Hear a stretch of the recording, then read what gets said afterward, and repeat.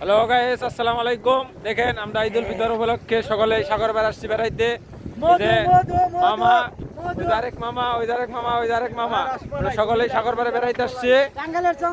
আসলে আমরা প্রবাসীদের ঈদ বলতে কোনো কিছু নেই, সকলে রুম পার্টনার মিলে একটু বেড়াইতে আসি, ওই রুমে রান্না বান্না করে খাওয়া দাওয়া করি, এটাই আমাদের ঈদ।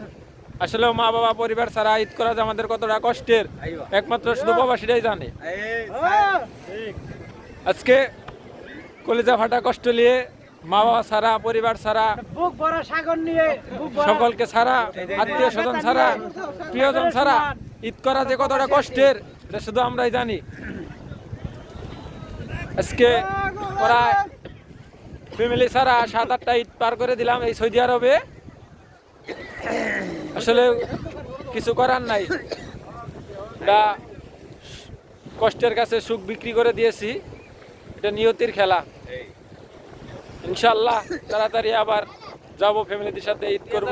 সকলে ভালো থাকবেন আর আমাদের মামাকে সকলে সাপোর্ট করবেন।